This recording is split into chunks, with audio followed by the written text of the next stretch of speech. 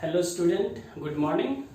आपका स्वागत है इस बेहतरीन चैनल में जिसका नाम है द हेल्पिंग हैंड और मैं हूं आपका बायोलॉजी टीचर अभिषेक ओझा। आज हम लोग एक क्लास 11th के एक चैप्टर के बारे में बात करेंगे जो कि मैंने बोर्ड पे लिखा है digestion and absorption which is a part of the human physiology, है ना। ये 11th क्लास का सबसे लास्ट सेक्शन है ह्यूमन फिजियोलॉजी, जिसमें हम लोग आज पहले चैप्टर के बारे में उसके बारे में पढ़ेंगे हम लोग, है ना। तो जैसा कि हमने लिखा है कि बोर्ड पर कि डाइजेशन एंड एब्जॉर्प्शन, मतलब कि आज हम लोग ये डिस्कस करेंगे कि हमारे बॉडी में डाइजेशन प्रोसेस जो होता है वो प्रोसेस कैसे मूव करता है ना। ऐसे क्या क्या इंपॉर्टेंट फैक्टर है which help in the process of digestion, वो क्या क्या स्टेप्स हो सकते हैं, है ना। ऐसे क्या क्या इसेंशियल ग्लैंड्स हैं जो कि आपके डाइजेशन के प्रोसेस को कंप्लीट करती है, क्योंकि हम ये जानते हैं कि डाइजेशन जो है, बिना डाइजेशन के हमें एनर्जी मिलना बिल्कुल नहीं है ना। तो डाइजेशन बहुत अच्छे तरीके से हो ताकि हमें एक एनर्जी मिल सके, है ना। तो सबसे पहले हम लोग बात करेंगे यहाँ पर कि डाइजेशन एक्चुअली होता क्या है ना। तो पहले मैं ये बता दूं कि आप पहले कुछ वीडियो देख लीजिएगा, है ना। उसमें मैंने क्या है कि हमने उसमें फूड के बारे में मैंने बताया है ना, कि फूड क्या है। तो ये मैंने वीडियो में बता रखा है। फूड के जो इंपॉर्टेंट इंग्रेडिएंट्स या कह सकते हो आप न्यूट्रिएंट्स, जिसको मैंने आपको प्रीवियस वीडियो में इसके बारे में बता चुका है ना, कि टोटल हमारे पास देखा जाए तो 7 जो है वो बहुत इंपॉर्टेंट न्यूट्रिएंट्स हैं। पहले आपके carbohydrates, second fats, third protein, fourth vitamins, 5 they are minerals, 6 nothing it's roughage, and 7th which is very important water। तो हमारे पास कुछ ये न्यूट्रिएंट्स हैं जो हम अपने सराउंडिंग्स से लेते हैं और इन्हीं का डाइजेशन जो होता है ना वो हमारे बॉडी में अलग अलग फॉर्म में होता रहता है।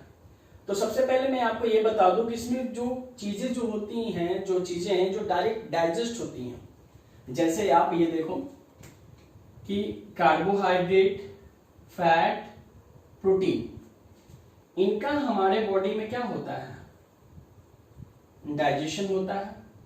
ठीक, ये डाइजेशन आपका मैकेनिकल प्रोसेस से भी हो सकता है और केमिकल प्रोसेस से।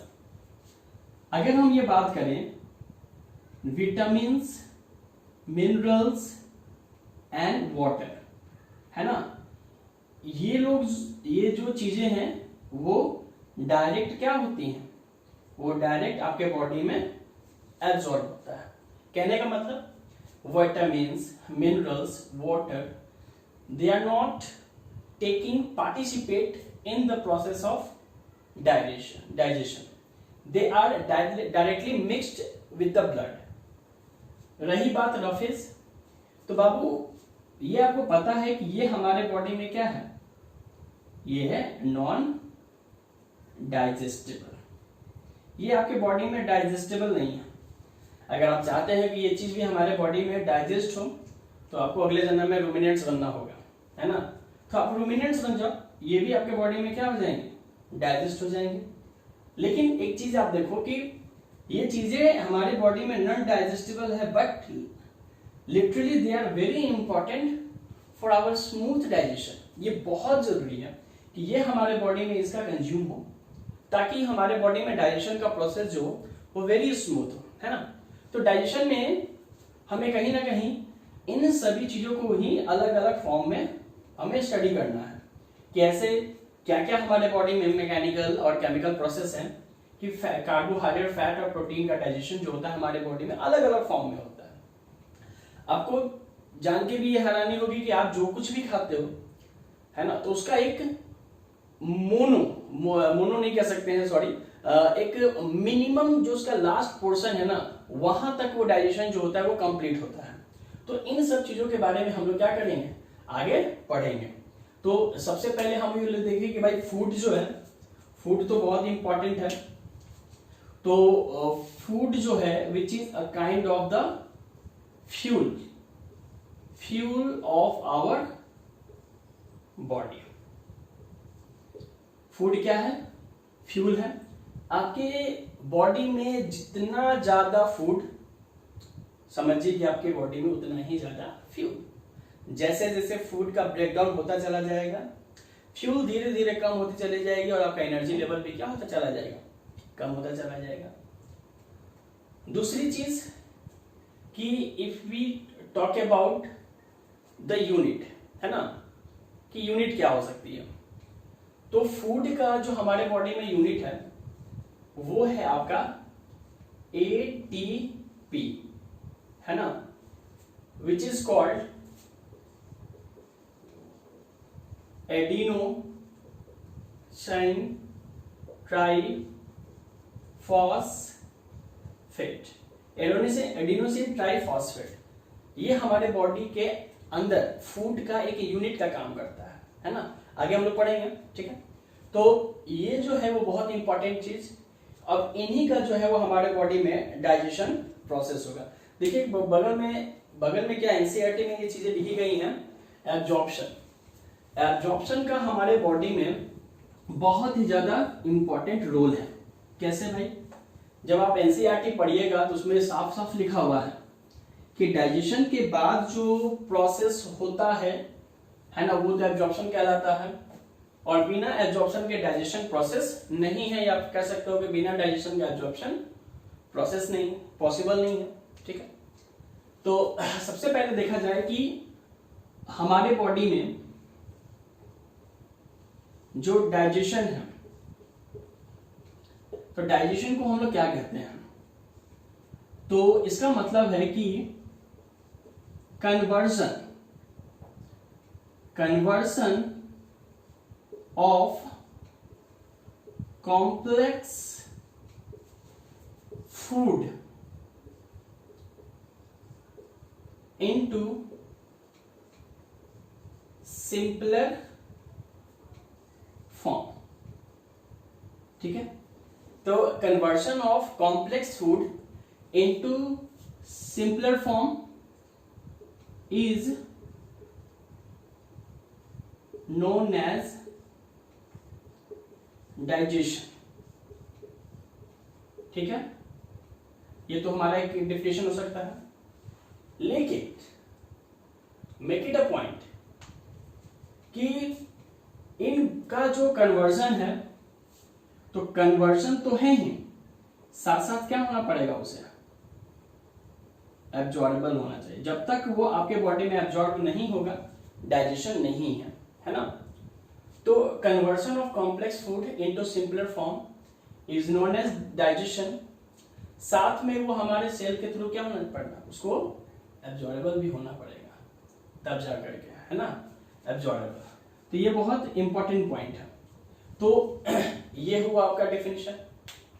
हमारे बॉडी में डाइजेशन जो है,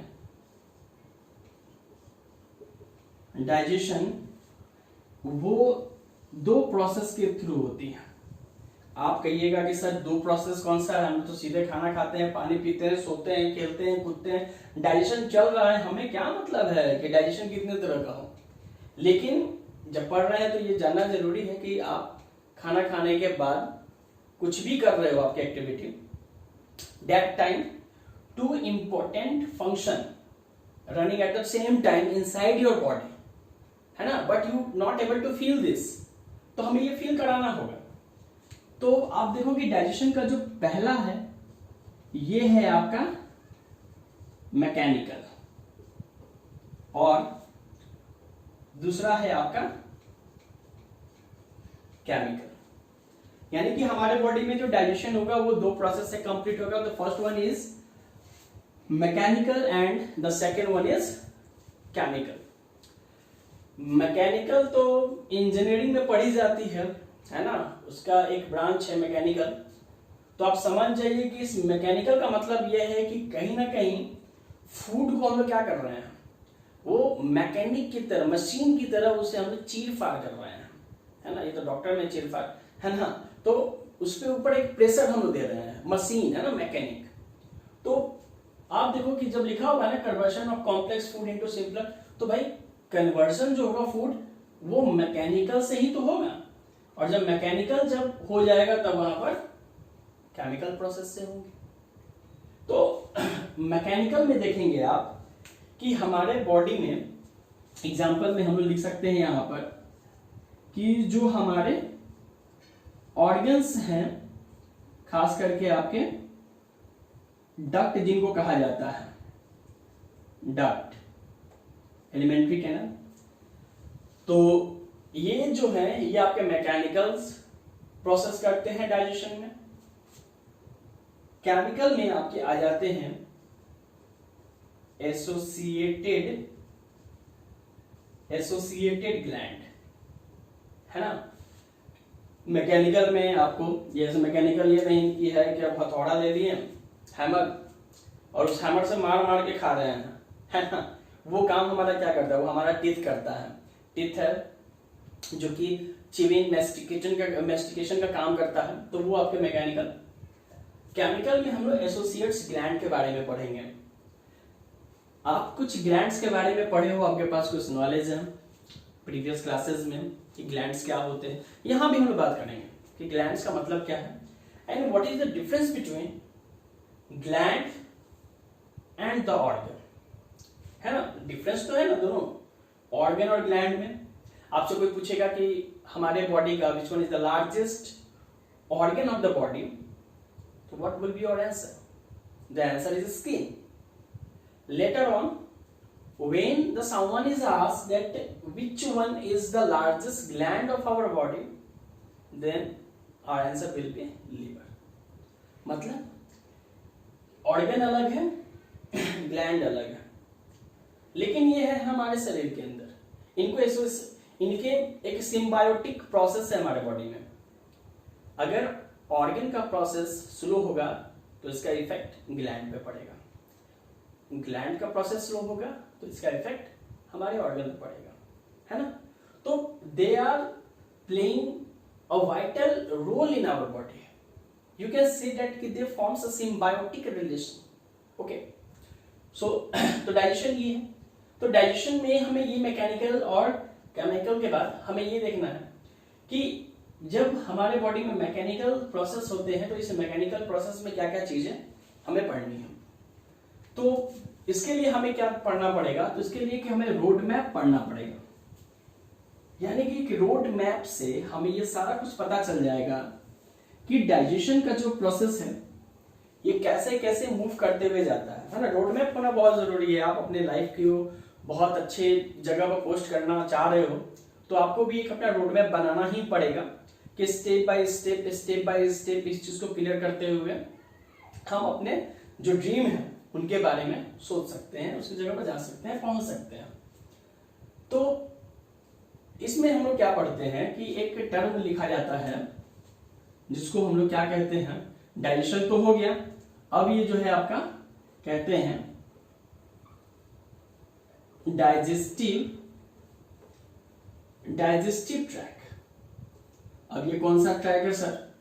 रेलवे ट्रैक हमने सुना, हाईवे ट्रैक सुना, तो बाबू उसी तरह से ये हमारा डाइजेस्टिव ट्रैक है कि फूड हमारे शरीर में कैसे कैसे मूव करते हुए हमारे माउथ टू एनस से पहुंचता है, और इस प्रोसेस में ये किन किन चीजों से मिलते हुए जाता है ना, वो सारी चीज हम लोग बात करते हैं किसमें, डाइजेस्टिव ट्रैक में।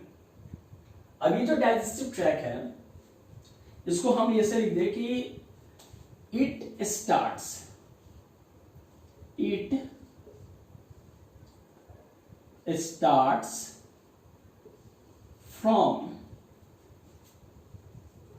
from mouth to anus। अब ये जो माउथ टू एनस जो रास्ता है, इस रास्ते को क्या कहेंगे हम? है राही प्यार के, क्या कहेंगे भाई? तो इसको हम ऐसे लिख सकते हैं क्या, ये है आपका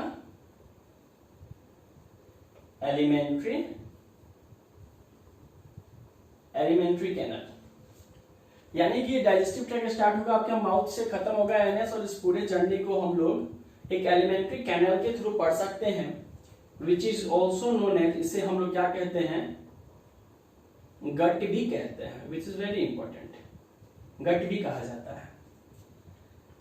तो देखते हैं कि डाइजेस्टिव ट्रैक्ट जो है वो कैसे कैसे हमारे बॉडी में रन करता है।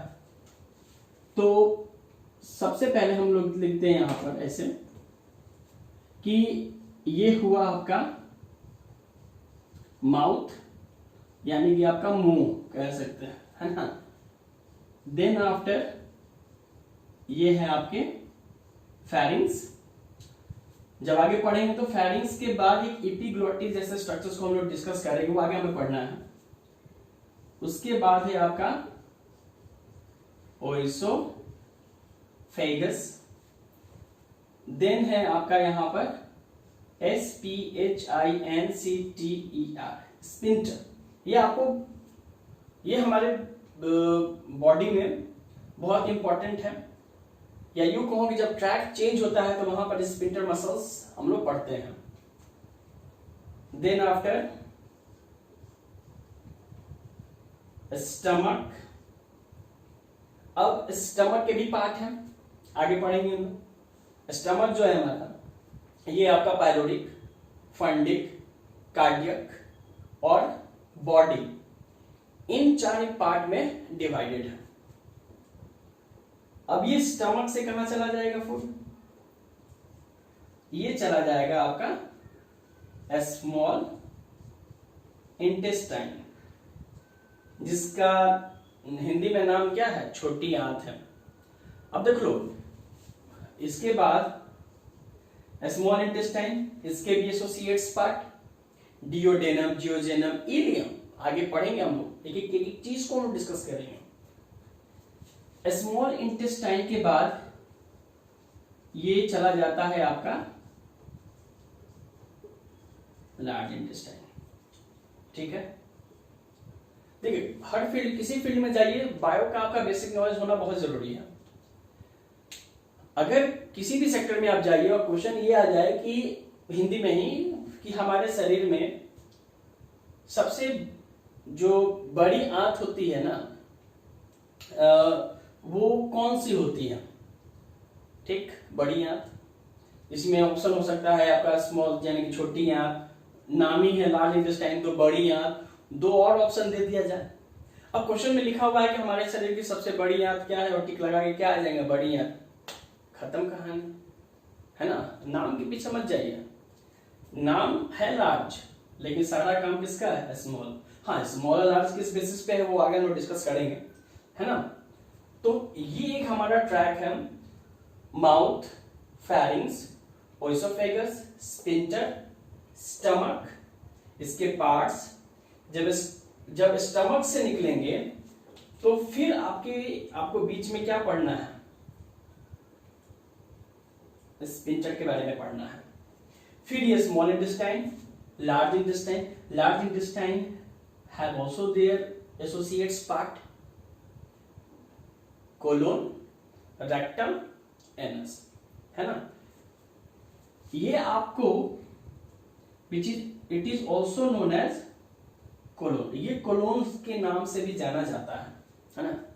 तो ये है आपका डाइजेस्टिव ट्रैक्ट, जिसके थ्रू फूड पार्शियली जो है, ये माउथ, बकल कैविटी बात करेंगे, लाइक टीथ, सलाइवा, टंग, बकल कैविटी, है ना, oral cavity, pharynx which is the common path for the wind and the food. That's why at the time of inhalation of the food we are unable to inhale the oxygen just because of the pharynx, क्योंकि pharynx है common path, लेकिन इसके बाद ये रास्ता क्या हो जाता है, अगला अलग हो जाता है ना। ओइसोफेगस जो कि आपका फूड पाइप है, जिसके अंदर एक रिदमिक मूवमेंट होता है, which is known as peristalsis, आगे डिस्कस करेंगे। स्पिंटर, है ना। यानी कि इस पूरे यहां तक हमने देखा कि ये डाइजेस्टिव ट्रैक्ट कैसे काम करता है, है ना। In further classes we will discuss about the associates gland and we will study it one by one. Okay, चलिए ठीक है, इसको आप समझ लिए। अगले क्लास में हम लोग मिलते हैं, ठीक है, बाय बाय।